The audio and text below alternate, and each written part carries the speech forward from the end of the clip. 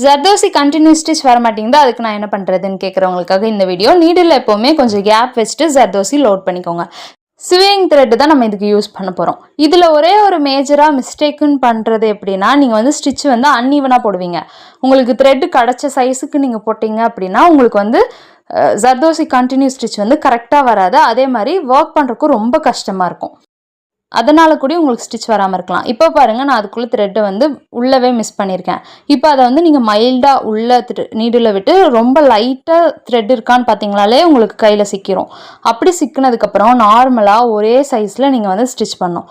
இந்த மாதிரி நடுவில் கட்டாச்சு அப்படின்னா அதை வந்து நீங்கள் அதை போட்டு ஸ்ட்ரெயின் பண்ணாமல் ஸ்டிச்சை அதே இடத்துல ஸ்டாப் பண்ணிவிட்டு ஜர்தோசியை கட் பண்ணிவிட்டு அதுக்கப்புறம் ஒர்க் பண்ணுங்கள். இது எனக்கு வரவே மாட்டேங்குது, அதுக்கு என்ன பண்ணுறது அப்படின்னா, நீங்கள் வந்து ஒரே ஸ்பீடில் நீங்கள் ஒர்க் பண்ணீங்க அப்படின்னா உங்களுக்கு வந்து கட்டாயம் வரும். அதே மாதிரி அதுவே ஈவனாகவும் வரும். ஈவனாக வந்துருச்சுனாலே உங்களுக்கு ஸ்பீட் கரெக்டாக வந்துடும், ஸ்டிச்சும்